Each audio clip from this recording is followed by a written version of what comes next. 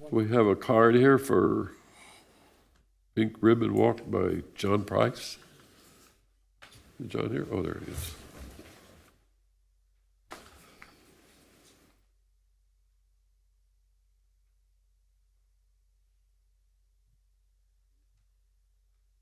Hey, John.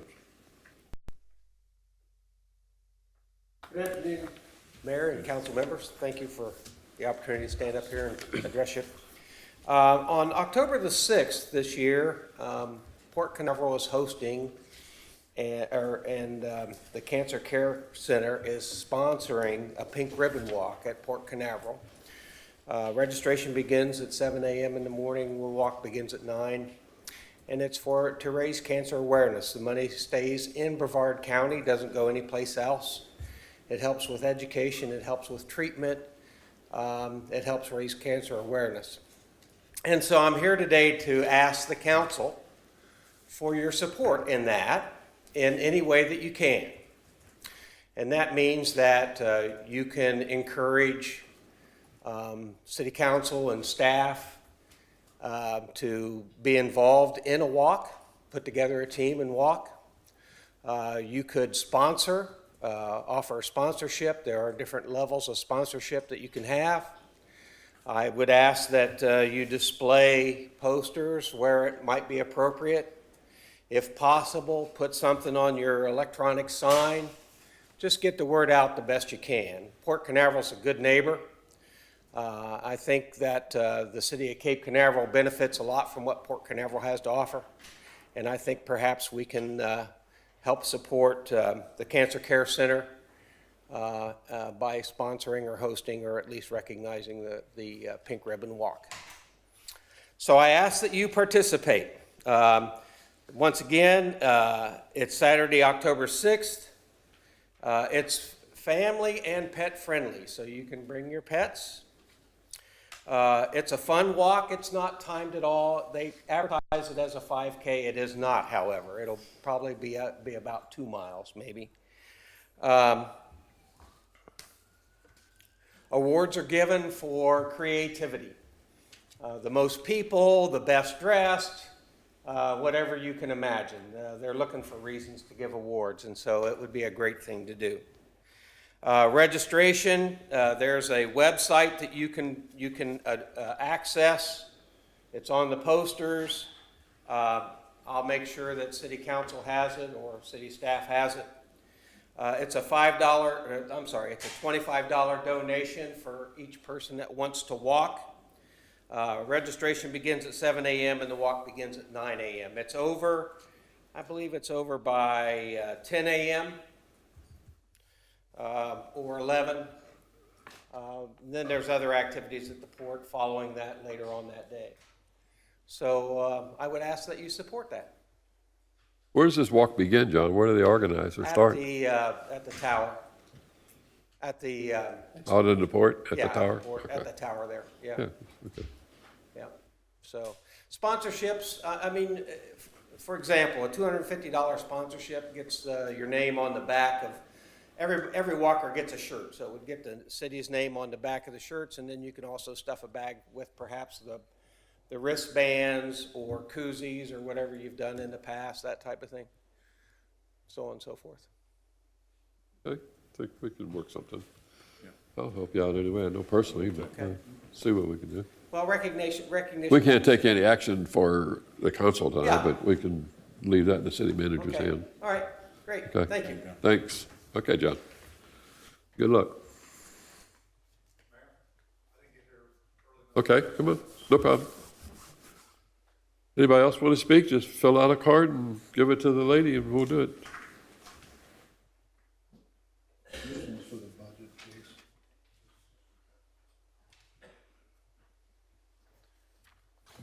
please. My name's Patrick Campbell, 307 Surf Drive, Cape Canaveral. Probably you're all looking at me thinking, well, he's here to complain again. Yes, I am. But I do have one portion that I'm not going to complain about, but I would like to get a couple of things on the record. First, it has to do with signs, particularly the temporary signs that we're seeing now with the election. Councilwoman Raymond had had a similar discussion this time last year. Flurry of emails about what signs should be out there, when they should go up, when they should come down, how they should be attached, a number of things, primarily with the sign code. So I see him out there again, and I asked a couple of questions, and I got some very good answers. Thank you for the answers. But now it just says there's some problems that exist. We've got signs out there that are not in compliance with the code. The code as it's written talks about 150 feet apart. The code as it's written talks about being self-supporting. So we have some that are supported with sandbags, and we have lots of signs that in some cases within 2 feet of each other. So I asked if code enforcement is going to take care of that. Unfortunately, the answer back was they'll work with the property owner to get it resolved. I personally don't feel it's a property owner issue, but I may be wrong, but it clearly is in violation of the ordinance in a number of places. So I would ask you to take a look at that, and get this put to bed once and for all. My next one is about access to public records. I believe the city is obstructing access to public records by inflating the cost to retrieve them. As an example, I asked to see if it was being fairly administered, see if I was being charged appropriately. I asked to find out how many requests for public records have been submitted and what you charge for access to those records. I was told it would cost me $1,000 to get that answer. I think that is obstructionist. I think it borders on being vindictive, and I'd like to see if you can do something about that. Most recently, I got well over 400 pages from Brevard County for $35. So I think there's something wrong with what I'm being told about getting something that ought to exist. Certainly you should know how many requests you got for public record, and you should know what you charge for it. I'm not asking you to invent anything. So I'd ask for you to take a look at that. The other thing I want to talk about is anonymous complaints. I certainly understand on the surface why you wouldn't want to accept anonymous complaints for code enforcement. And I understand that there are states and cities who don't accept anonymous complaints, but I also know that primarily those states restrict the access to who complained to the general public. You can't find out. It's protected information. The state of Florida is wide open on what you can see, and I believe anonymous complaints are complaints nonetheless, and they have to be validated. And I believe the city's approach is at very least to make it hard. And as examples, I see a note from Mayor Hogue saying he'd like to see it written into the statute that you don't have to take action on anonymous complaints. I see on your website, if you look to see if you can submit an anonymous complaint, it says yes, but when you go to the report of concern, it won't accept it, and it says on that page that you would take no action on a complaint. You can't retrieve the person that submitted it. So I'd ask you to look into that. I think anonymous complaints need to be validated. I agree with that, but I don't think you need the complainer to do that. Now, obviously, I am not reluctant to let you know I'm complaining. So it's not my issue. It is in general an issue. I believe anonymous complaints should be handled just like any other complaint, and the ability to submit that should be handled just like any other complaint. So that was it for my complaints. Thank you. Thank you. The other card is for the budget, correct? Pardon me? You have another card in here for the budget? Yeah, I didn't know if I could do that now. No, next. I'm just saying that's what that's for. Okay. Okay, Council. Anybody else before we move into the agenda? Close public hearing. We have a presentation tonight.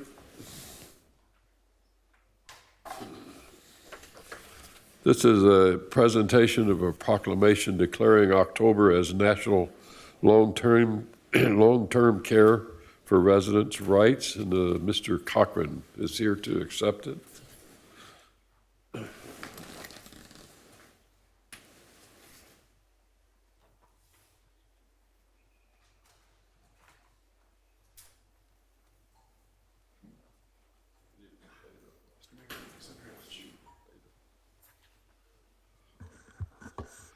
This is a proclamation from the city of Cape Canaveral.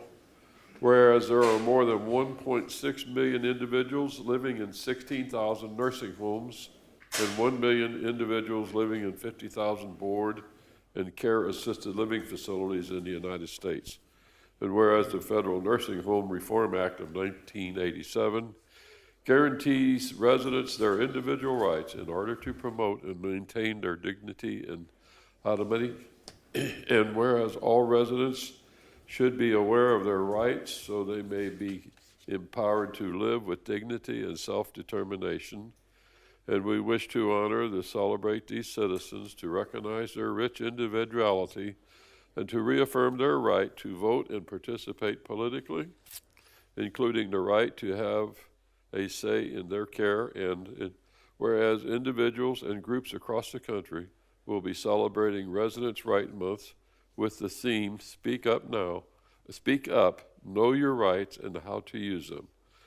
The importance of residents being informed about their rights, being engaged partners in achieving quality care, quality of life, and feeling confident in speaking up about their importance to them. Now therefore, I, Robert Hogue, Mayor Cape Canaveral, Brevard County, Florida, do bear and proclaim October 18th as National Long-Term Residents' Rights Month in the city of Cape Canaveral, and encourage all citizens to join me in these important observances. This 10th day of September is when I signed it.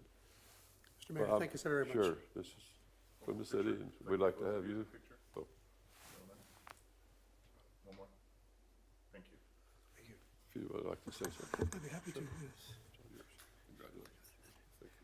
To all of you, to the city, to the mayor, and to all of you present, just thank you on behalf of over 30,000 elders, young and old, actually. I'm the district manager for Osceola, Orange, Seminole, and Brevard counties.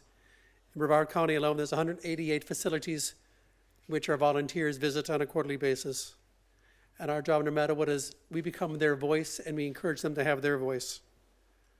And it's a labor of love. At times, the hardest thing is when people are alone, who are here and families are back, for example, in Minnesota or wherever. We're the ones that they come and they trust us. And all we say is, what do you want? We'll do our best to get it. And I would just use two examples, which are really true stories, is that the oldest person ever delivered was Jean Clement, lived to be 122. And at the age of 115, the doctor said to her, do you think it's time you quit smoking? Our job is whatever they want is our goal is to make it happen. And just so you know, her favorite food actually was chocolate. So there's always something good there. And someone who's a diabetic can have a piece of pecan pie with whipped cream. You know, that is our job, to make them happy. Let them grow old with dignity. And it's okay if we cry with them also, because they do touch and enrich our lives. I thank you very much, Mr. Mayor, for this time. Thank you.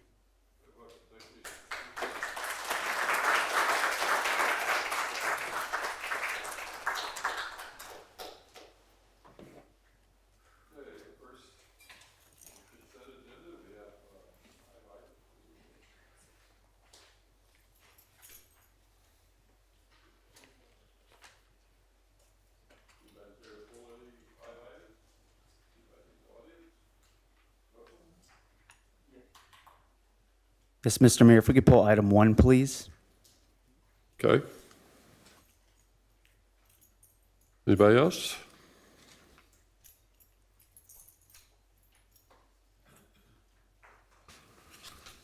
Hearing none, I'll ask for a motion to approve items 2, 3, 4, 5. Mr. Mayor, I'd like to make a motion to approve consent agenda items 2 through 5. I second it. Okay, we have a motion for items 2, 3, 4, and 5. Would you call the roll, please? Mayor Pro Tem Brown? 4. Mayor Hogue? Or, Councilmember Morrison? 4. Councilmember Randalls? For the motion. Councilmember Raymond? 4. okay, Mr. Morrison, back to you. Yes, thank you, Mr. Mayor. Just a clarification, don't need to spend a lot of time. I kind of lost my way here in the public comment section of here.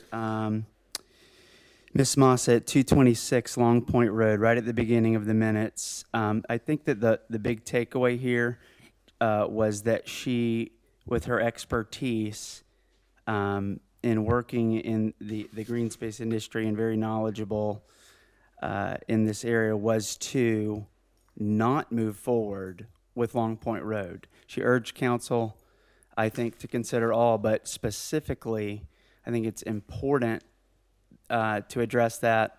If the council doesn't feel like that's necessary, there's always an excellent level of detail with public comment, thanks to Mia and Daniel.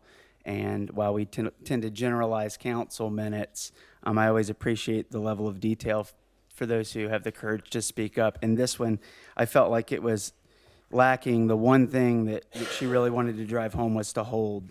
So unless I'm missing that, just wanted to see if we could add that, if the council felt it was necessary. If not, we shall move on. That's it. That's all I had. Thank you. Okay. Council? I have no problem. I think the only thing was there was a time frame, and I don't know how that would affect the time frame that we had that we're doing this under with DOT, or I mean with DNR and and David, can you enlighten that any, or? I'm not exactly sure what you're asking me to do. She, Mrs., what was the lady's name? I can't. Ms. sorry? Massa?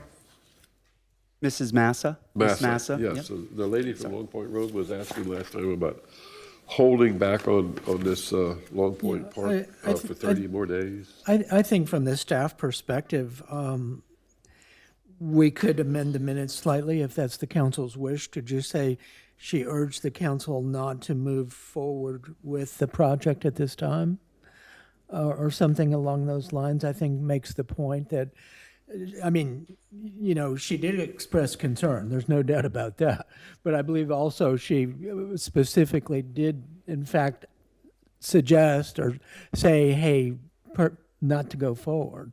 So I think that's a point well taken, and I think that would be an appropriate adjustment, kind of jokingly, with as few words as possible, a lot less than I just used.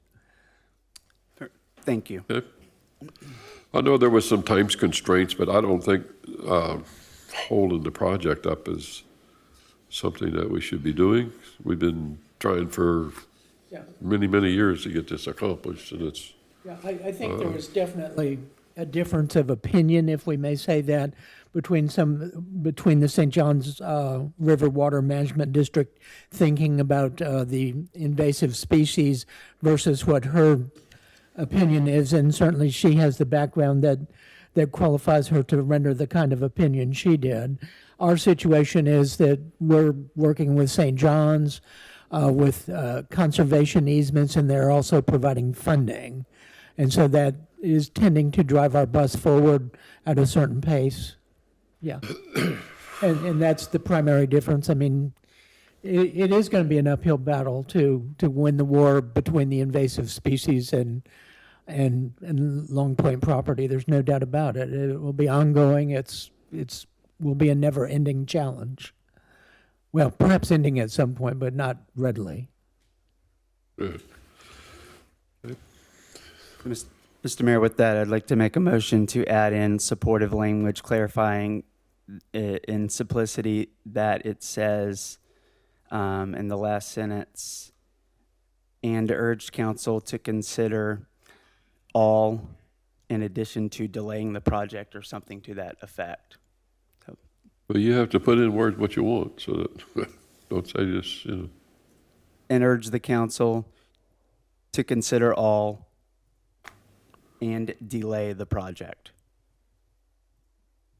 consider all, is that all? So the All full meaning- sentence would read, Massa 226 Long Point Road shared opinions and ideas regarding impacts of development in the area to green spaces and wildlife, expressed concerns over the Long Point Road project, and urged council to consider all in addition to delaying the project. And delay. Council? Second. Okay, we have a motion and a second. Did you call the roll? Mayor Pro Tem Brown, 4. Mayor Hogue, Or? Councilmember Morrison, Four. Councilmember Randalls, For the motion. Councilmember Raymond. Or Okay, we'll move on to the next item, or we need to approve, which we did. We'll approve the consent item number 1, the minutes as amended. A motion?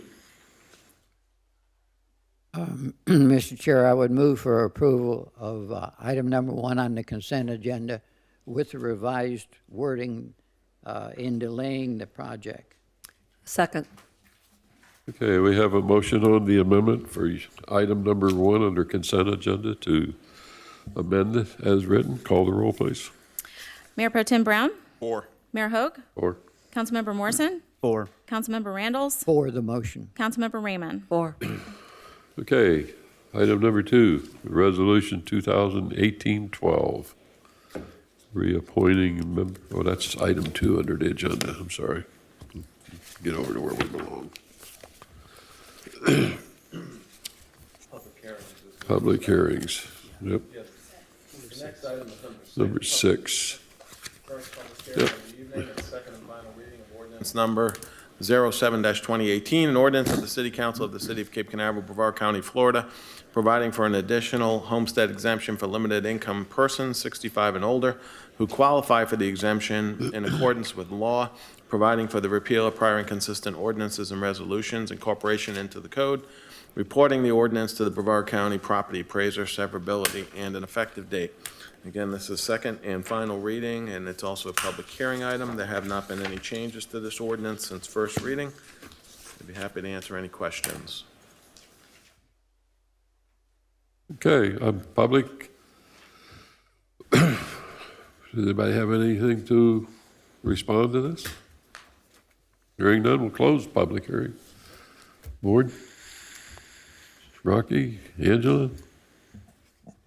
No, just in speaking for it, Mr. Chairman, I think the people that, with the eligibility of being the age, they're income limited, if they're a resident of the owner and the owner of the property, I think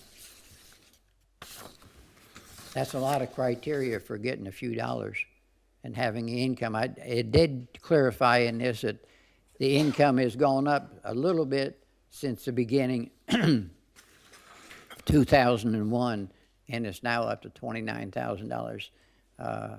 I think for the small amount of people that may be eligible, I think we need to support it. Yes. I don't think we had too many people that would affect in the city that I was aware of. There may be some people prosper out of it, but I'd support it. Mr. Mayor, if I could just share a little story, I think that'll give us some encouragement to continue on with this. I support it as well, and a resident reached out to me and she said, after reviewing the meeting, I saw that this homestead exemption was on for limited income. I'm just going to paraphrase this email here. At the time, her brother are in their late 50s, and they're both very interested and happy that we are pursuing this endeavor. She thanked us very much. They inherited their house, and their parents. It was a wonderful gift, she says, but the cost of property, insurance, maintenance is a big burden for them. She says she's okay right now, but she is worried about her brother with limited income, being able to hold on to it. They do plan on retiring here in 3 years, and they want to make this home, and they're trying to fix the property up, and this little bit does go a long way. I spoke to her on the phone as well today. She's very thankful, and she said that she felt that this actually allowed, her to do these things, and felt that this represents, like you said, few, but many other residents within the community. So I wanted to share that with the council and the public and let you know, I think we're moving in the right direction to help these residents who qualify save a little bit of money. Can go a long way. So thank you all and the team of staff who got this pushed through. I think it was way back when we first brought this up. So thank you. Okay. Look for a motion. Ms. Brown, you have anything you want to add to it? That's Hardly approved. okay. All right, Mayor, if there's nothing further, I would move to adopt ordinance number 07-2018 on the second reading. It was properly advertised. We approved it on the first reading, and it was posted in the newspaper, and I think it's been appropriately done. I second it.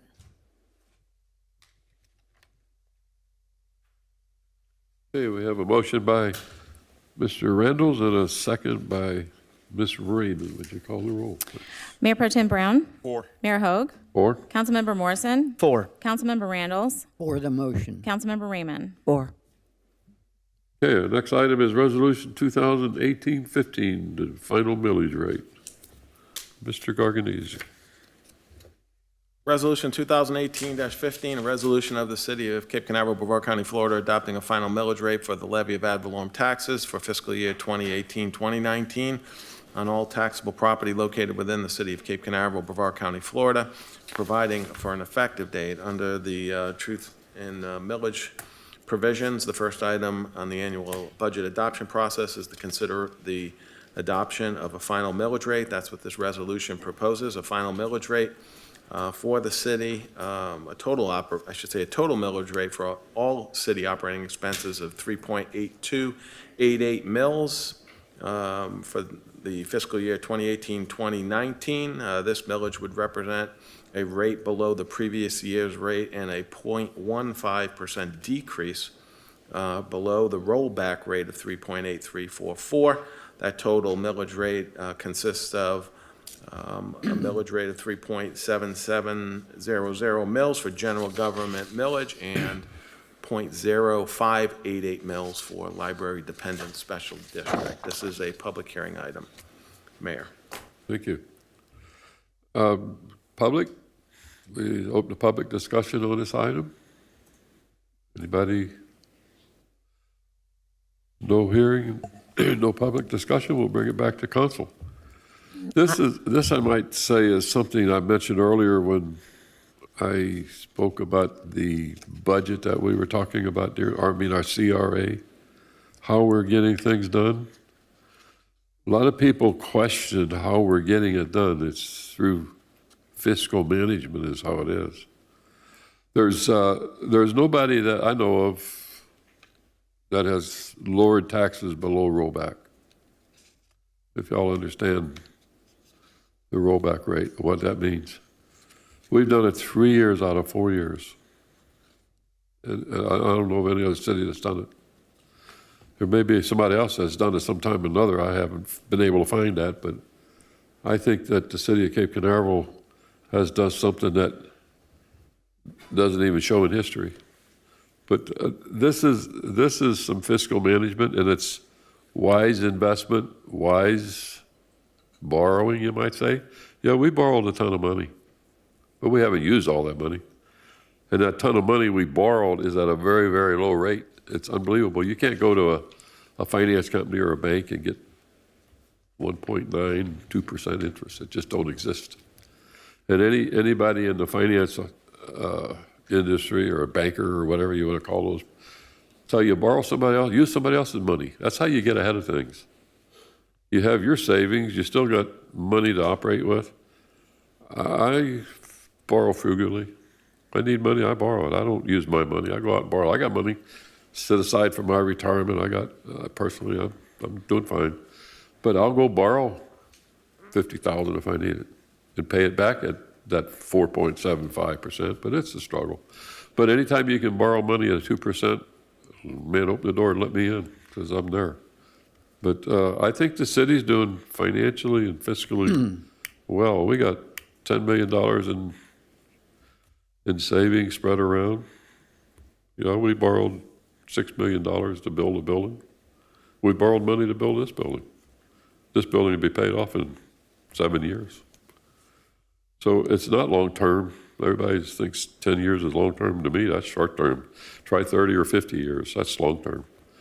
But we're doing fine. I don't have a problem with this budget. I think it was great that we could go back below rollback again, 3.8 mils, and everybody else is 5, 6, 9 around the county.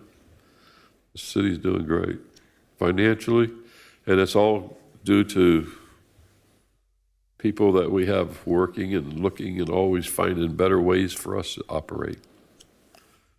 So I want to just kind of take this back to the CRAs where we talked about all that expense that we got going on. It's good expense. It's what the people in this city asked for 10 years ago. It's something that this council didn't dream up. The previous council didn't dream it up. 10 years ago, we had a vision, and that's what we're doing, is following that vision. And it's going to take some money to get us to the end of that vision. We have a new vision coming up, hopefully, with the survey that we had. So let's see what that brings out, and maybe we'll find things in this new survey that came out that we haven't had in our previous vision. But this is one of the things that's in the vision, and it's called A Place to Gather, and that's exactly what we're doing. So it's all there. It was asked for. It's something that we didn't say we just wanted. It's something that we're working on to fulfill the vision of the people of the city. And I'm going to support this 100%. And I think the council is to be applauded for looking at all this in the way we do. We have a very, very good staff. In my opinion, I don't think I know of a better staff throughout Brevard County or maybe the state of Florida. Y'all go around, you talk to other people and see what's going on. We're in good shape. That's the way I want to just say we are in very good shape as far as I'm concerned. So I'm going to turn it over to the council and let you guys pick away at it or do what you want to do and talk about it. But we're doing the final millage of 3.8228. Yeah, just a quick comment. There's not much to pick at when you lower taxes. So millage rate lowering, got home last time and realized I didn't recognize. I think we kind of bundled a millage rate lower with a budget approval, which was arguably efficient in the last city council meeting.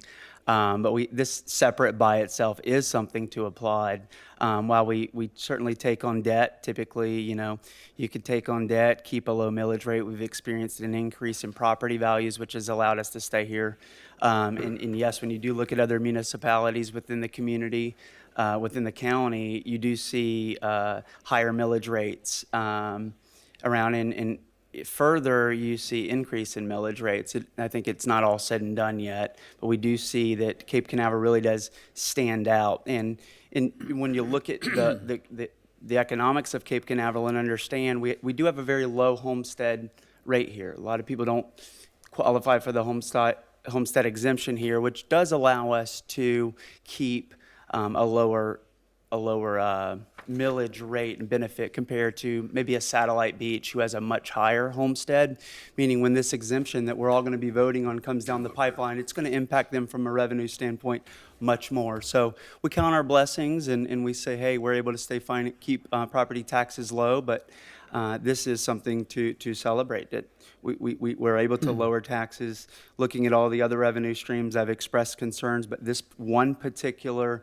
area is a piece of the revenue story here, and this is a victory for the community. I would not be arguing the other way, and the only other argument worth having is should we go lower? And I'm not there yet. I'm happy with what we have, so I fully support this ad valorem decrease.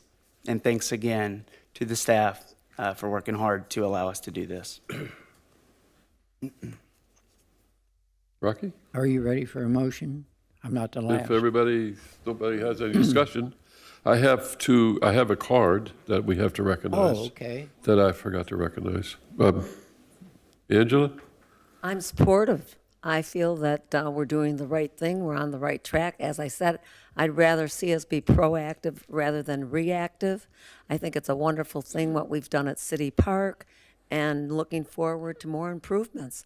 I know the people in Solana on the River are constantly saying thank you and thank you to the council. Thank you, Mayor. You're doing a good job. And the staff also, thank you. We appreciate it. We feel that things have improved a lot in 5 years. Thank you. Brown, you good? I was at our local elementary school today, and it was a Father's Day or a Dad's Day, and I probably talked to 30 dads at the local school, and all of them are in support of what we're doing or what we're trying to accomplish, especially with the multi-generational center. And I did not hear one person in opposition to what the council is doing or what we're perceiving to try to accomplish. So I just want to go ahead and put that point across. Okay, I do have a card on the budget.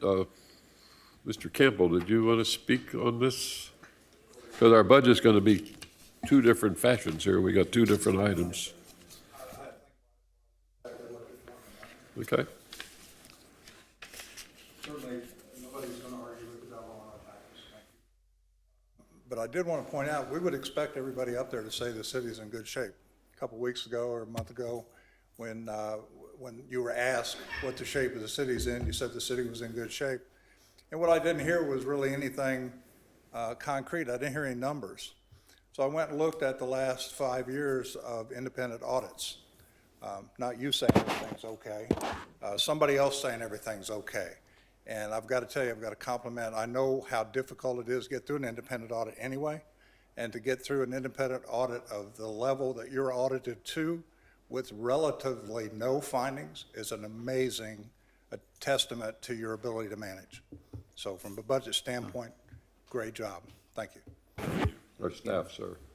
Our staff, and of course, with the backing of the council up here, staff is doing a great job, as everybody can see. And I did mention the audit. We go through that every year. Yes, we have had super great audits. But I did mention we did have like 10 million in savings, so we're doing great. And with the low millage, I don't know anybody else that's doing something. I get questions all day. I go to the mayor's conferences, meetings, and I get my brain picked to death how we're doing what we're doing. But anyway, we got a motion to move forward. You don't yet, but you will have. Mayor, just a reminder that item number 7 on the agenda has two parts, a Part A and a Part B. And the Part A is the one we're addressing now about the final millage rate. Mm-hmm. And I would move for the adoption of resolution number 2018-15, and that is on the resolution talking about the tentative millage rate and establishing the millage rate for fiscal year 2018 and 2019. And I second it. Okay, we have a motion by Mr. Randalls and a second by Mr. Raymond for Resolution 2018-15, item number 7A. You call the roll, please. Mayor Pro Tem Brown? 4. Mayor Hogue? 4. Councilmember Morrison? 4. Councilmember Randalls? For resolution 2018-15. Councilmember Raymond? 4. Okay, item number 7B, which is ordinance 08-2018, and that's the adopting the annual general fund. Second reading. Mr. Gargadese. Ordinance number 08-2018, an ordinance of the City of Cape Canaveral, Brevard County, Florida, adopting the annual general fund, wastewater enterprise fund, stormwater enterprise fund, enterprise capital fund, special revenue funds, capital project funds, and agency fund budgets for the fiscal year beginning October 1, 2018, and ending September 30, 2019, providing for an effective date. This is second and final reading, proposing to adopt the city's annual budget. Mayor. Thank you. Okay, open to public discussion. Mr. Searcher. You get through, you will fill out a card, correct? Sure. I'm not used to the public discussion requiring that on public hearings. My apologies. Penny Zerker, 8657 Villanova Drive. I wanted to thank the council for your work and support of this budget. I've been through this budget, particularly the capital outlay plan. It's a well-thought-out, sound plan on providing what this city vision says it will provide, what the citizens are wanting, particularly the multi-generational and the Cape Center coming up. I commend you on leveraging the great economic growth this community and county and state have been in over the last few years, taking advantage of the low interest rates to take on some debt. and leverage that ability to help get this city moved forward quicker than we would have if we tried to save up. I've been a CFO of private sector as well as public sector for the last 25 years.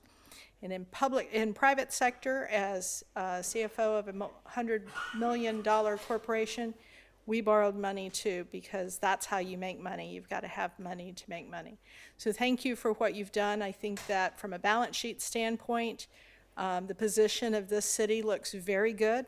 It's not over-leveraged by any means. The equity's there, and you're doing the right thing.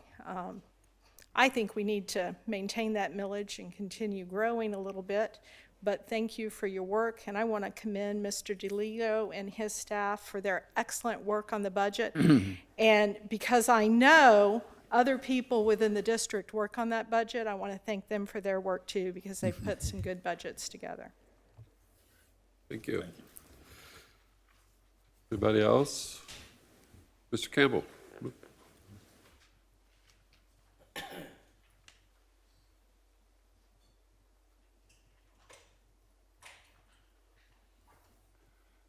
So I don't have any specific identified complaints about the budget itself. I am concerned about increasing the debt load. I think the spend money, make money, that may turn out to be true. I don't know. What I do know is making money means increasing your revenue, and I don't want you to increase your revenue on the citizens of Cape Canaveral. I think if you're looking to increase revenue with new business coming in, if you're increasing revenue by people coming here and spending their money with us, that's great. But it all depends on it working out. If it doesn't, then you still have that debt load, and the citizen's going to have to pick up that bill. So be very prudent about taking on new debt. Thank you. I just might want to add to you that to have citizens come in, sir, I understand what you said. To have citizens come in, you got to have something for them to come to. And when you don't have something, you don't have anybody, and it's kind of what you would call dies a slow death. I've seen a lot of cities die for the lack of economics. I know what you're saying. I live here also, so I raised my children here, so I would look out for anybody's family, as I did for mine. Anybody else want to? We'll close public hearing. Council, it's up here. I have a comment. John, if you wanted to help, I think it's important because in the last meeting, Dr. McClooney asked what the debt-to-income ratio was, and you helpfully went back and forth with me. And I think you can look at that as a couple different ways to calculate it. And the number that you provided, for clarity, correct me if I'm wrong, viewed the loan as revenue. And in fact, it is revenue. But the other way to calculate is when you take that revenue out. I think that there was a bump of about 3 to 4% in debt to income ratio. I think we're at 6.9 to 9.5 when not including the loan proceeds. Okay, got it. So for clarity and on public record, that's an important note, and we have to be asking ourselves, as we're tapering off and paying off, when is too much? What happens to our bond rating? What happens to our ability to get the financing we need? What happens to the future burdens of taxes? And when we say things, like people need things to come to, I agree with that, but we also realize that cities across America do get themselves in some pretty bad situations. I don't see that now. I just feel that we need to be cautious, and that's what I want you to hear from me. Is I'm cautiously optimistic, and I trust that John is and David is going to do the right thing.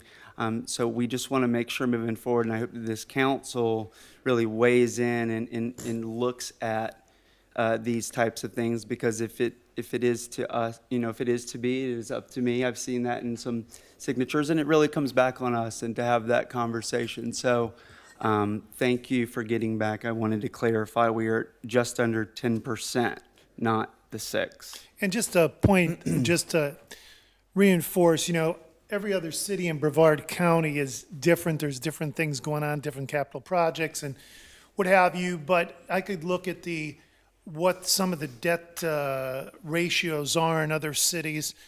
For instance, Palm Bay, 12.9%, Indian Atlantic, 10.3%, Satellite Beach, 8.3%, Cocoa Beach, 7.4%, lower than ours, of course, but we're talking apples and oranges. But those cities increased their millage significantly over the last few years, where the city of Cape Canaveral, we've come down below rollback. So we could take a look around the county, Titusville, 9.9%, things of that nature.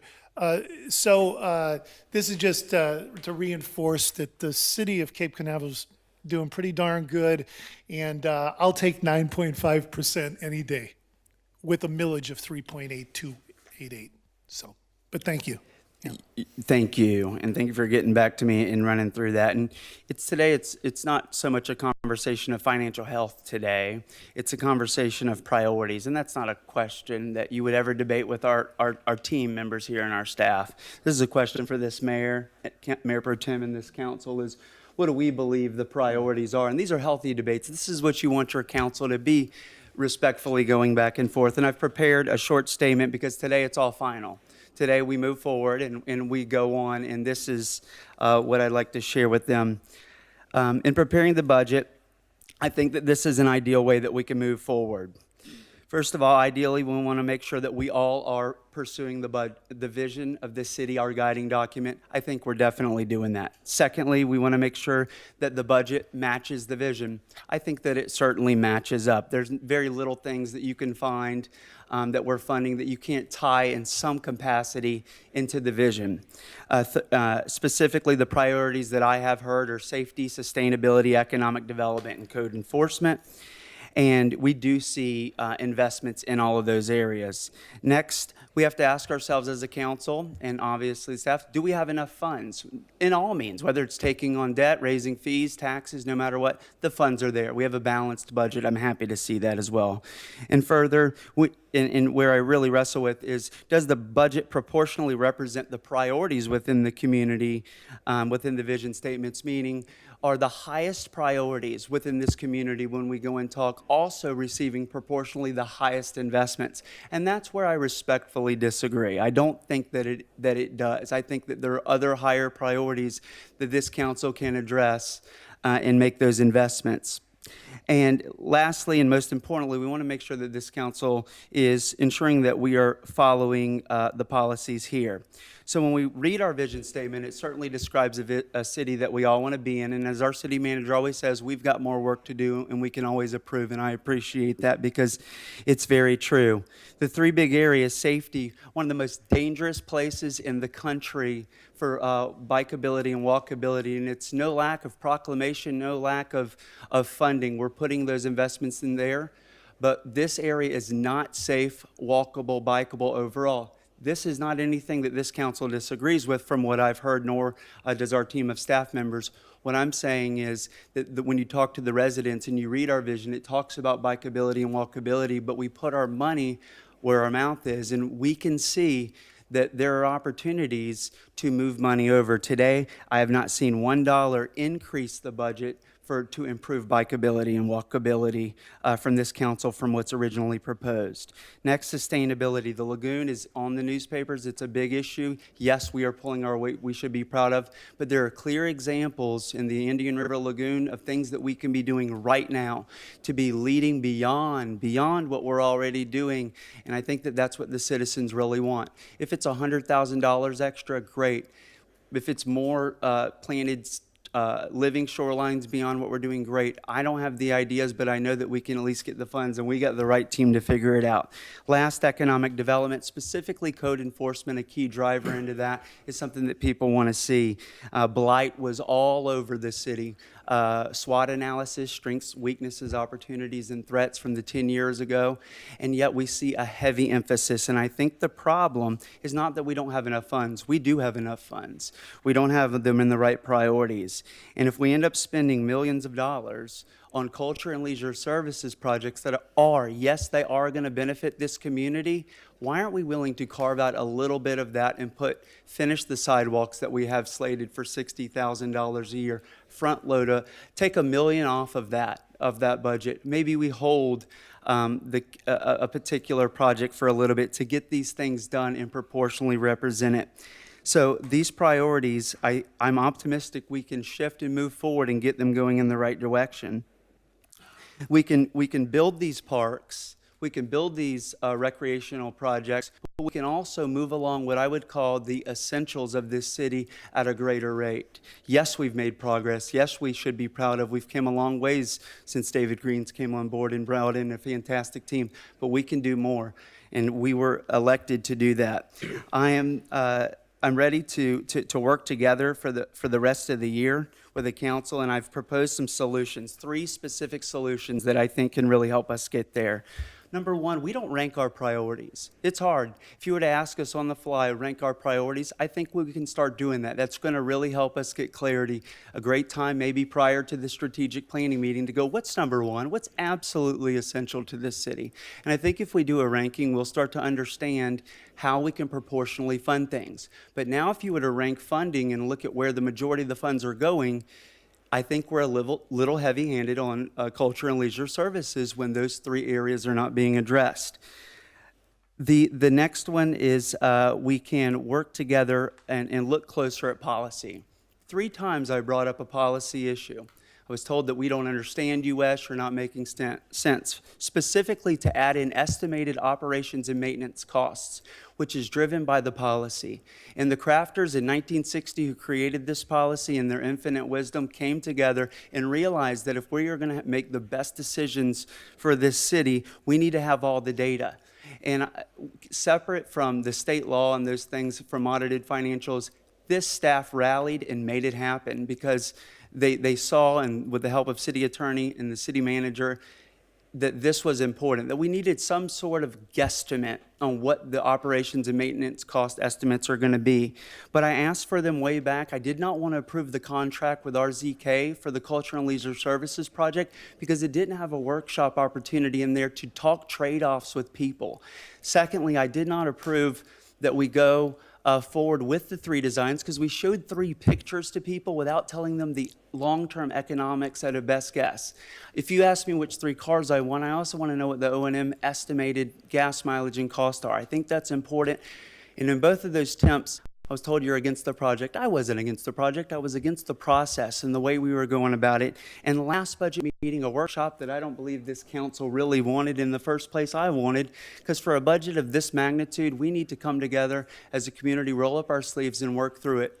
And when I brought forth, again, for the final time, that O&M costs and explicitly pointed it out that they were in the policy, a lot of head scratching and confusion is fine, but I was opposed, and it was a bit frustrating to find out that finally we got it right. So again, I want to thank them, but we as a council, I hope moving forward, take some closer look to our financial policy.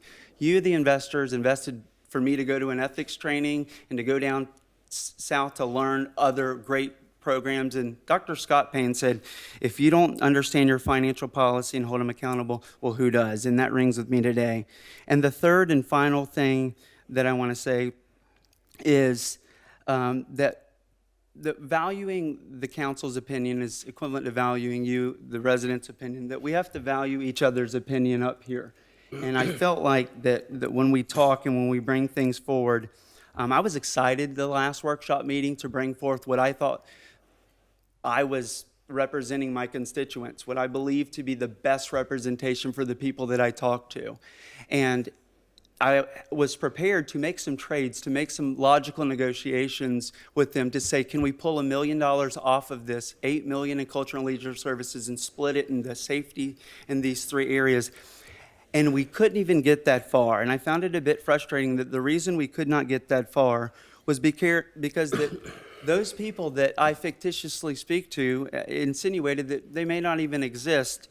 And to where the mayor went to the extent of saying, in your 40 years roughly that you've been at this, that you haven't spoke to one person, not one person prior to the budget, prior to voting on it, to ask you about a line item, to ask you about the budget. They always ask after the budget, but not one person prior. And I found that to be a bit concerning because within my 6 to 8 early months of getting the budget, I found lots of people who had questions about line items within the budget, and you know who you are at home. Some of you are here tonight, I see you. So thank you. Thank you for asking those questions. We'll continue, and I think that it was a lack of value that we can be asking, what are you hearing on the streets, Mayor? What are you hearing, Mayor Pro Tem? Rocky, when you're out helping people in their yards, what are you hearing? And Angela, when you're riding your bike, being a great council member, what are you hearing? And we can collaborate. But that workshop came off as arms crossed, and Wes, this is all about you. We've already asked our questions to the city manager, yet that's not what a workshop's for. A workshop's for the council to come together and to share ideas and to grow together, and the citizens here want that. They want to see us collaborate. So moving forward, I hope that we can do those three things by ranking the priorities, really getting laser focused on the policy. We're going to make mistakes, but we're going to get back up and move forward. And lastly, that we value each other. And I believe that we can fulfill the vision. This isn't a financial health question. This is a matter of priority. And I think that the citizens I talk to do want to see more funds put into to finish the sidewalks, address the blight concerns, and be responsive in those areas as we can. And so thank you for allowing me to prepare and share that statement with you today. You're welcome. No problem. Anybody have any comments? If you have something you want to talk about, Mr. Morrison's comments, go ahead, but you have your own comments that you want to say on anything? I have no comment. I feel that we've done a good job. I mean, most of us have gone through this with a fine-tooth comb. Definitely. I looked at every single line item. I think part of it is the belief that maybe we aren't being responsible when some of us are very responsible, sitting pretty at this age and near 50 years of marriage, I have to say. I know about budgets. I understand this. And also as president of St. Vincent de Paul Society, I manage a lot of money there. And I did professionally in my career. I think that I have been a very responsible citizen, and I've looked at everything. Maybe we didn't agree. However, I feel that we have all responsibly taken on this task. We talked about strengths and weaknesses when we had the SWOT analysis, and I think that the priorities were clear. We talked about A1A being a priority, and the other things. I think that as far as the lagoon goes, we have been very proactive about that because we've put in the baffle boxes. We spent a lot of money at the city park with the drainage and the aquifers that will be going in. And as far as our water treatment, I watched the construction going in with the larger storm pipes and everything, and talked several times to the people doing the work and seeing just what was going on. As I said, the wastewater treatment plant, there are improvements going on there. These are all things proactive so that we don't have any problems. So we don't have any problems with the drainage, with the stormwater, in case we do have a hurricane. And I have seen great improvements on Center Street because in the past, that was a river coming from the ocean into the lagoon, and it was a lot cleaner going into the river here. I just said, I think that we're doing the right thing. I think our priorities are good, and we are continuing to be proactive so that we don't have to have problems. Thank you. Mr. Reynolds? Comments? Hard to follow. All these observations are truly accurate from the perspective of the individual that's making them, and they're made sincerely. I've jotted down everything I could.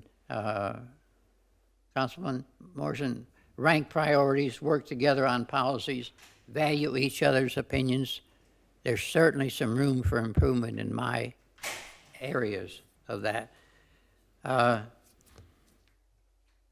guess the infrastructure problems, realizing our city's 55 years old, and there's got to be some effort at doing the infrastructure. We don't see the sewers, the storm drains, the things that's underground, the reclaimed water lines, but they're getting older.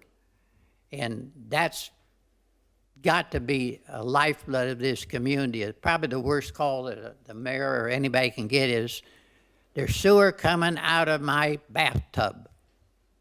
Well, you don't want to get them. And as was mentioned, we're proactive. We're going out and replacing the old asbestos concrete lines are old and broken and cracked, and it's going to take some money. It's a struggle. It was mentioned about the big increase, indeed, about this year's budget over last year's. But when you look at the work plan, it supports the vision. Each one of those items, and Wes, you looked at it close, I'm sure. Each one of those items bounces back to, that's the vision of keeping equipment in good shape. That's the vision of this, and you're right on target. I simply will pledge to you to take these notes that you give me, and I wrote them down, and there's some opportunity for improvement of mine. And you're correct. Walkability, bicycleability, there's always room for improvement in there. Sidewalks, of course, that's an ongoing thing in every city. There's a lot of need, and could we have changed something? We've had public hearings, walked through this, looked at the paper, traced it back to the vision plan. Is that what we really want done? I'm not comfortable with the amount of money that we're having to borrow, but I see where what it is borrowed, it's wisely spent. My age tells me you don't borrow money, but that's obsolete now. And I'm rendering a decision with the mind on that, so I'll get more useful as I get older, I guess. But I can support it. And, Mr. Chairman, I won't make the motion until everybody has a chance to address this. It's an aggressive budget. It's one that I can support. Thank you, Wes. Okay, what I'd like to say that we do have blight in our city, and this blight didn't happen overnight. It's not going to be corrected overnight. The city manager has assured us that he's going to give us some codes that have a little bit more teeth in them, and I think that's going to help. Yeah. As far as this project that we have coming up, the citizens of the city of Cape Canaveral have elected each one of us up here to make some decisions for them. And we can't stop the train to slow the train down to make a decision, contact them or ask them everything. That's why we were selected. And each one of us was selected by the citizens to go ahead and make some decisions for them. Wes, Angela, Rocky, the mayor. And I know I'm going to do what I feel is best for the city. I don't have to have a study every time a decision needs to be made. That's what we're here for. Let's go ahead and move forward. Let's stop these sleds that are holding us up. I'm looking forward for big things from the city, and let's get this train going.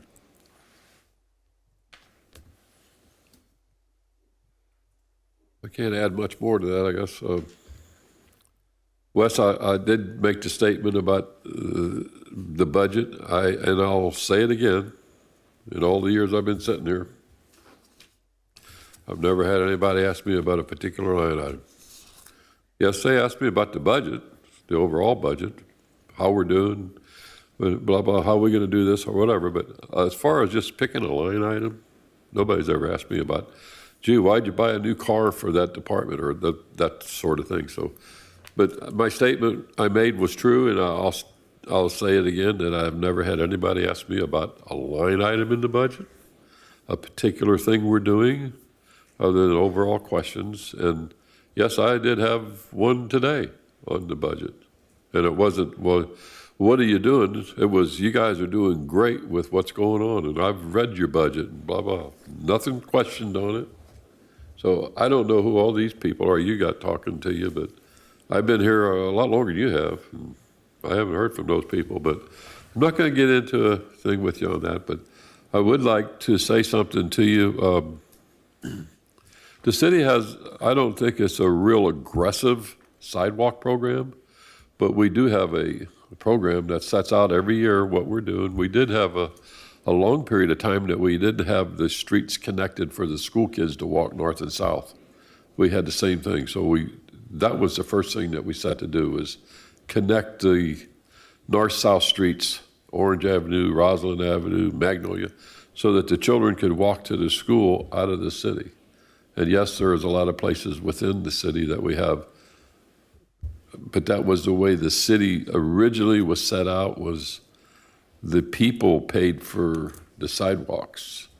Back some years ago, that got changed to where there would be no assessment for sidewalks, other than a contractor would have to put in the sidewalk if they built a house or a project. Then the sidewalk got put in and the city would fill it in, of which they've been diligently doing every year. It's an ongoing thing, some $60,000 a year we programmed into that. The Public Works has a map showing what sidewalks are going to be filled in and when. Yeah, there could probably be a little more funding put to it, but I don't know. There's a lot of places that need sidewalks. There's certain streets that probably only got part of sidewalks on it yet. And I agree. And A1A, you mentioned the walkable, bikeable community in A1A. A1A, as everybody knows, is a state street. It's not our street. Love to take it over and run it, like we did the other streets that we got fixed after. We paved them streets back in 1987, I believe it was, and they didn't get touched until we paved them again after we took them back from the county for lack of paving. Ridgewood, Central Avenue, North Atlantic Avenue. Those used to be county streets, but they're now city streets. So the city is very proactive and very active in doing things of that nature. We did pave the streets again. We got some other streets that need paving. Namely, those streets aren't public streets, they're private streets. And I look after that. I'm always in talking to Jeff or one of these guys about sidewalk streets and blah, blah, blah. But there are certain things that we can only do and there are certain things we can't do. A1A is one of them. Rocky, I know, has been working diligently for years. Everybody wants to get lighted crosswalks. I've been pushing higher ups to let stuff roll downhill to try to bring us some lighted sidewalks for pedestrian crossings. So there's a lot of activity going on, but it takes a lot of time. And as you'll probably well been involved, you'll know you just can't get something by asking for it. It's going to take a long time to get it. But I think the city could probably, we could look at that next time, maybe next year we'll throw a little more money on sidewalks. I don't have a problem with that kind of stuff, but we do have a 20-year plan on the sidewalks broken down into 5-year like increments of what we're going to be doing each year. What streets, that type of thing. There is a lot going on that. We haven't just laid the book down and forgot about it. It's happening, but the funding is all not there.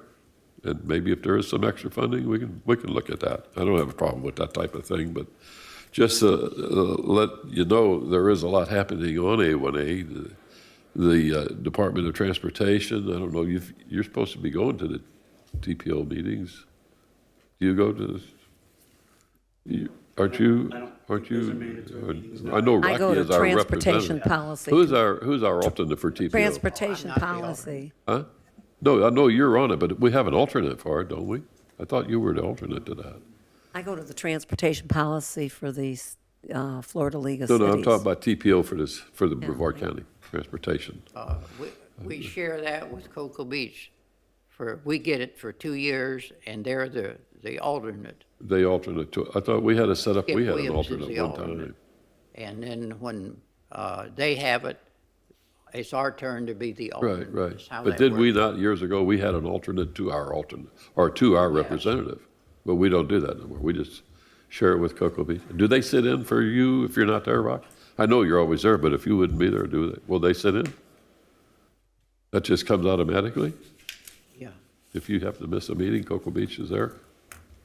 Because we used to, when we first started TPO, or MPO at that time it was It called, was indeed. you were there and I was alternate to you for that. That's true. Years ago when we started that.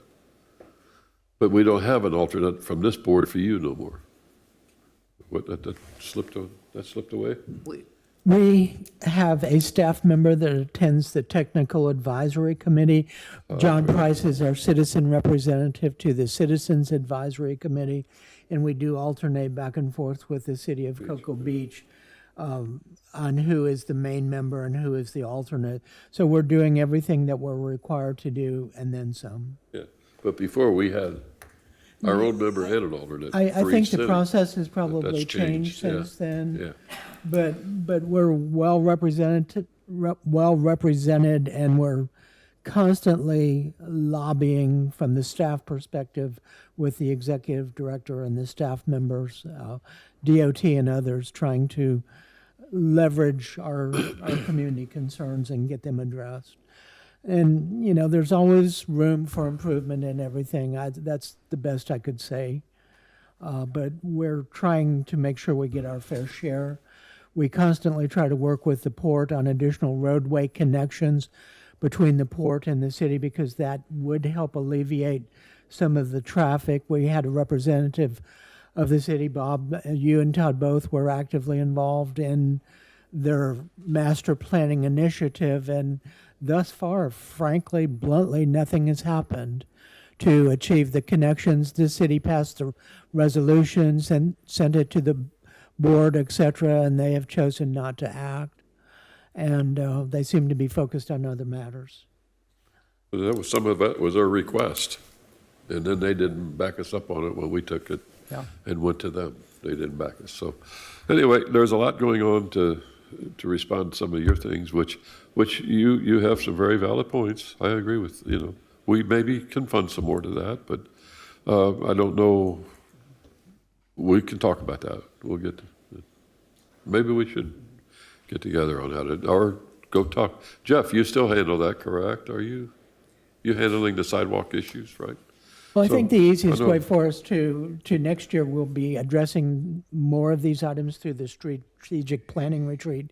We will have the benefit of the citizens' responses to over 1,000 surveys, and so we'll have a lot of data and information and ideas that we can implement on a priority basis with certainty. Everything's always changing. Okay, anybody in the audience would like to mention something on this item 7B? Okay, close public. We'll bring it back to the council. We need a motion.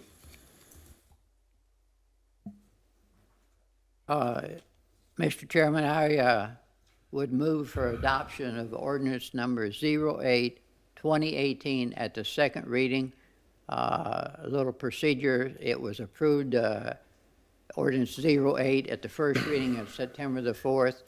Notice of public hearing was put in the newspaper September the 13th, and the ordinance presented for second reading and final adoption tonight, and I would move for approval of this ordinance at second reading. I second it. Okay, we have an ordinance by Mr. Randalls and a second by Mr. Raymond. Would you call the roll, please? Mayor Pro Tem Brown, Four. Mayor Hogue, Or? Councilmember Morrison, Against. Councilmember Randalls, For the motion. Councilmember Raymond. Four. Okay. We go into reports. Mr. Gargany, nothing? Mr. Green, nothing? Anybody? Full time. Angela, you want to start? Come I'm this ready. I attended Space Coast League of Cities September 10th, 2018, and I was at the Board of Directors meeting where we did have a resolution to support home rule. This is very important. This is also the entire Florida League of Cities priority for this year. And you'll hear more about that and have an opportunity to vote on Amendment 1. Also, I have to mention the scholarship. I am on the scholarship committee, and I met with the scholarship committee to get the application, and we made a few changes on that. And I want to encourage anyone who works for the city that is going to school or anyone in the city, even people graduating from high school, can apply. It's $2,500 or more is the scholarship. And I definitely would love to see someone from Cape Canaveral get this scholarship. I think that, and then I also went to the dinner, and Tony Sasso was a speaker from Keeper of Our Beautiful, and he had a lot of good things to say about what they're doing there. In addition, last week I attended the, thank you. Last week I attended the transportation policy meeting at the Hilton on Friday. I drove in and drove out, and I am on this committee.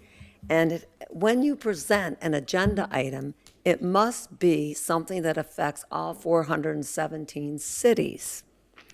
And at first, naturally, I wanted to speak about our problems with A1A, which is one of our big priorities this year, to try to get some funding for that. And I was told it has to be something that affects all 417. But I did learn a lot, and I learned about autonomous vehicles and what cities would have to do to prepare. This could happen in 10 to 20 years. And we talked about dockless bicycles was on the agenda, also motorized scooters. And Miami's the first, well, it's Coral Gables, excuse me. Coral Gables, the first city to have that, and they have had no problems with it. Of course, these are all just testing. And then we talked about affordable housing, and naturally, I'm very interested in this topic. And I was very happy that one of the lawyers came to sit down next to me so that I could talk to her privately. That was very positive. And I also talked to the man in charge of DOT in Tallahassee. Let's see, what else? The buzzword seems to be busy seaport, which we have. So I'm hoping that we can continue that so that possibly we will get more transportation funding in this area, and especially to slow down that traffic coming out of 528 in the port to 35 miles per hour. I think that's all I have right now. If I can think of something else, I will add it. Thank you. I try to be brief in this thought of closing up is I would look at each one of the people in the audience and thank you for being here and supporting us or speaking your opinion. But I would ask you to come back this time next year and see what has happened to the promises that we've made or the attempts we've made this year. Many times we have a budget meeting and there's very few people here. So looking at the audience, thank you for participating and hold us responsible. Excuse me, Mayor, I also have to add the limerick for this month. And this month I do have a limerick. Do you want me to wait until the very end? Yes, let's All get right, the thank you. reports and then we'll get to the comedy. You want to be able to remember it driving home. Just a quick update. It is, went to a 9/11 event, a sad day for America, for the world, and met some very nice folks there. Our Veterans Center in Merritt Island there really has done a great job with that facility, and everyone came together and just kind of held a moment and of silence and spoke and got a chance to just mourn with one another. And there were some representatives from the city, volunteer event. There was lots of events happening, but it was good to talk there, and people were asking about Cape Canaveral and how we're doing there, and a very, very moving event that we got to go to.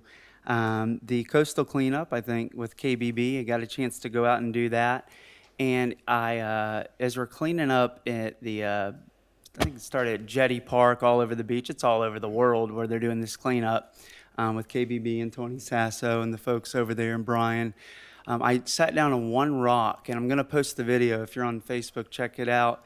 And, you'll kind of look. We're going to clean up this whole area. I sat down on one of those jetty rocks, and I pulled out a half a trash bag full of trash and under just lodge. It's a good thing the rocks are there because they protect a lot of that stuff from going into the river. But if you're out, start looking into those rocks. And I'm young enough, and the little lady said, "You got long arms, get over here." And I sat down and I couldn't get back up and ended up filling up a bag. There's tons of trash out there.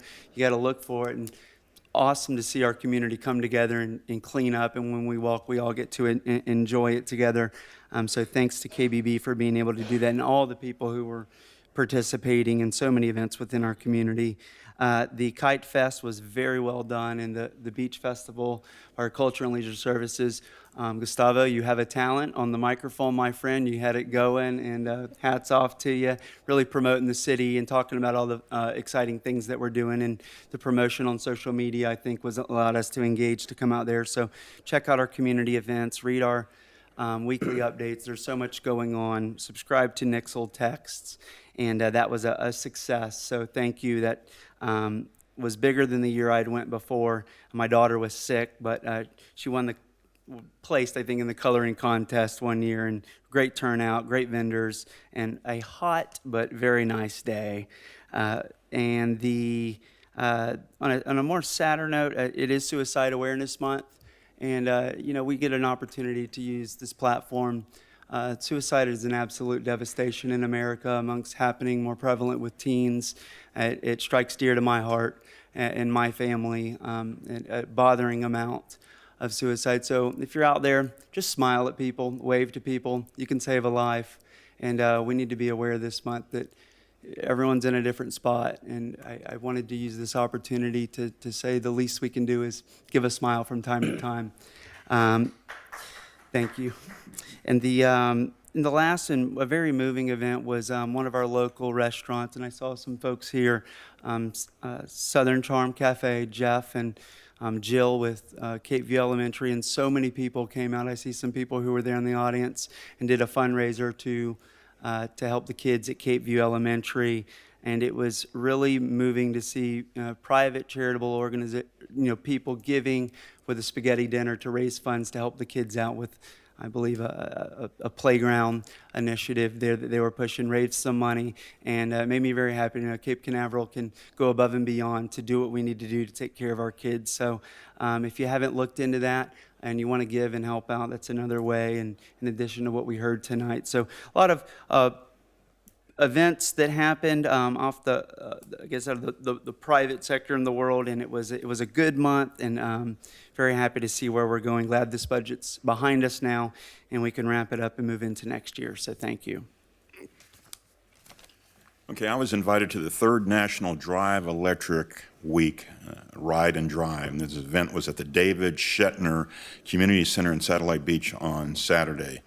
The National Drive Electric Week supports the shift to plug-in vehicles powered by clean, affordable domestic electric and reduce dependence on petroleum and improve the global environment. And I just want to say I'm happy to report that our city has an electric vehicle, and you hear about these other cities that are supposed to be the leaders in the forefront in this electric vehicle and these charging stations. I would venture to say that Cape Canaveral is at the top, and we need to actually pat ourselves on the back for what we actually do. And today I attended the Cape View Elementary Dads Take Your Kid to School Day. And it's basically an opportunity for dads to encourage men to get more involved in their local school. And also, while I'm talking, I want to personally thank the staff for the excellent job they did at the beach in Kite Fest this past weekend. Job well done.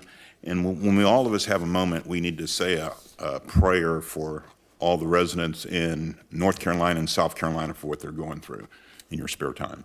Thank you. I don't have much to report.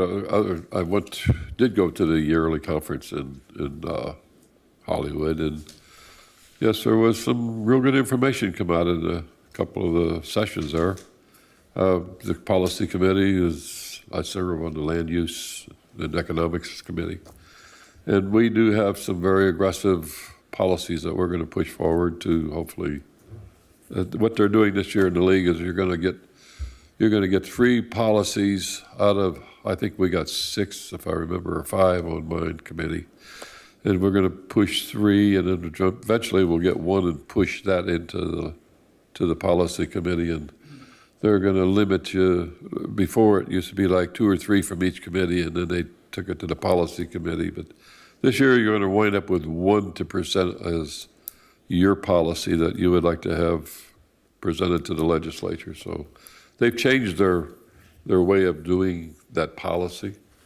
But I find the policy committees to be very interesting because that's where a lot of this stuff that the cities have problem with, you can get it presented and maybe get some action on it if it ever reaches the subcommittee. But anyway, I attended that. I was gone for a week to Georgia. So I did miss a couple of the events. I did make the school fundraiser the night before I left. And that restaurant raised over $5,000 that night for the school, and all of it went to the school. So it was a good thing, I think, and helped the school try to fund a new playground. I don't have anything else other than I want to thank everybody for being here tonight, and I hope y'all are happy with what's going on. If not, the phones are available, and I will listen. So anybody have anything they would like to? How about the fire department? They got anything over there? Nothing? You don't have nothing exciting? Deputy, nothing? Okay. All right, I have a few additions. We got I a forgot little. to say that I did sit at the community engagement table at Friday Fest. Also, some of us went to the Kidney Foundation. We forgot to say that. That was very interesting at the Radisson. And we also I went with my husband to the Puerto Rican and Hispanic Minority Empowerment Group, and they had many of the candidates running for elected offices there. And that was very interesting, too. Where was So that was at the that was in Cocoa Holiday Inn Express. And I think that this is interesting for the public to know that we are very busy. At times, I feel like I should have 2 people in my body. So we are going. And there seems to be something that we're invited to daily. And we do it.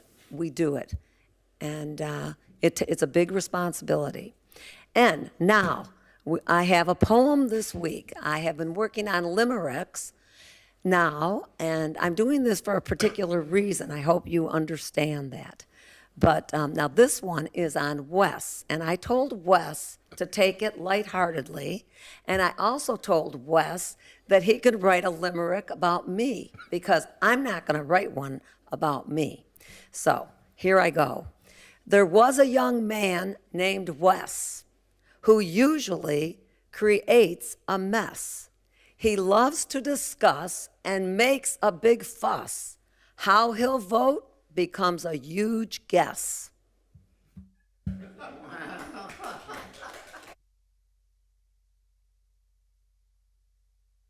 What can you say? I'm an amateur. What it is. Okay. That was. Yes, sir. May I have everybody's phone out for me, please?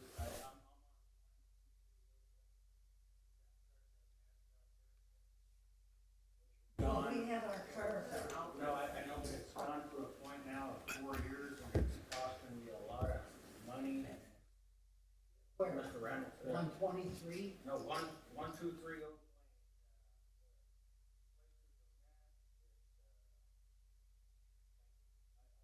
Talk to each one of you. I swear to God, I've been here before. The last council I had was only 4 people. I'm not gonna. What are you talking about?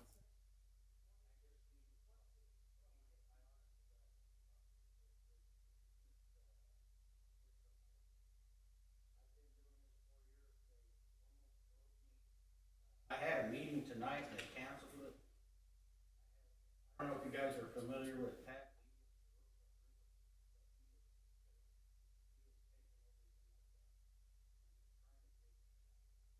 Where do you live? Are you talking about Oak Lane? Oak Lane. Thank you. Yes, ma'am. And I'm telling you what, I've got information that you really want to know. I just needed a point of reference. Thank you very much. I'm telling you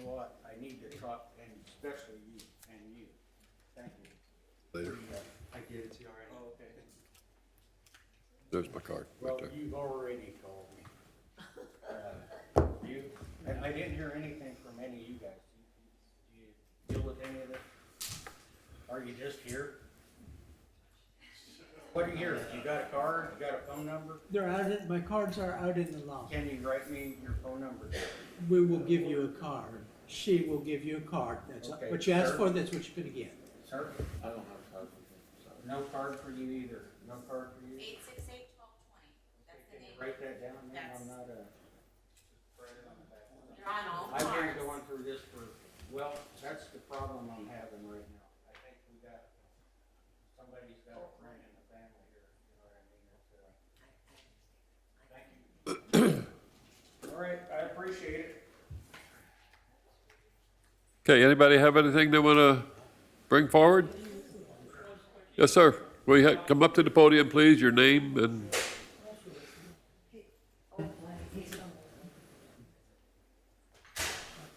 Name is Frank Bull, 513 Washington Avenue. Streetlights on Ridgewood. 62 streetlights, solar streetlights, 11 of them are not working. And there's quite a few people that walk early in the morning, like 5:30 in the morning. Ridgewood is pretty good, except for those 11 lights that are out. One of those lights is a brand-new one, because it doesn't even have the number on yet. And it must have been whoever the contractor that put it in. And they're solar-powered. I just can't figure out why they're not working. Okay, sir. But on the whole, Cape Canaveral is pretty good with the streetlights on Ridgewood alone. Yes, sir. When you get down to Cocoa Beach, forget it. I understand. We have people in the audience that heard that, so it'll be taken care of, I'm sure. Anybody else? Staff, anybody got anything they want to say? I have a comment. Talk to me prior to talking with this gentleman. He and I have a long history of discussion. Yeah. Well, I was going to ask Mr. Green in private on that, and let him correspond back to the staff and to the council on how to handle that, because that's something we might not want to get involved in. Yes, sir. I just have a comment about what just happened.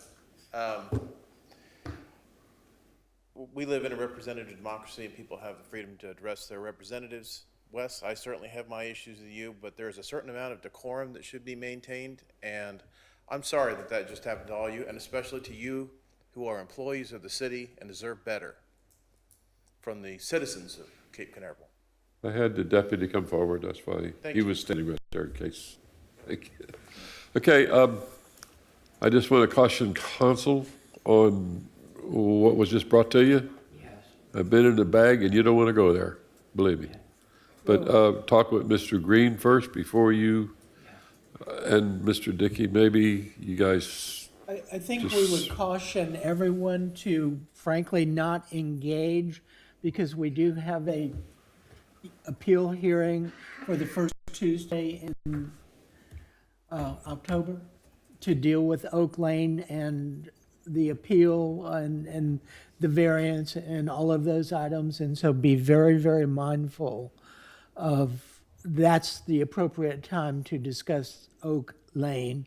It would be a public meeting. He could make comments, et cetera, but that was rather messy. Be wise for the attorney to advise us that there is legal action on that, perhaps? Yeah, we actually thought the meeting was over on my end.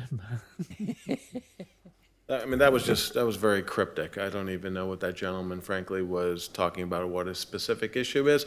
But just to be mindful of what the manager said, there is going to be a special council meeting regarding a specific variance application that's coming to the council on appeal involving one of the properties on Oak Lane, the south portion of Oak Lane.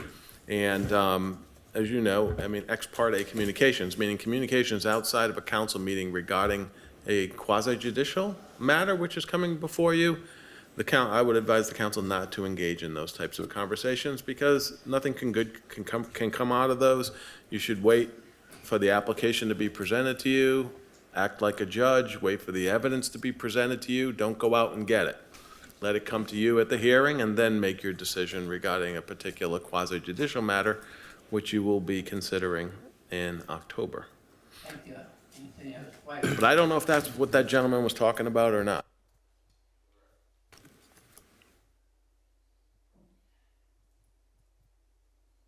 Okay, anybody want to say anything? We're going to close.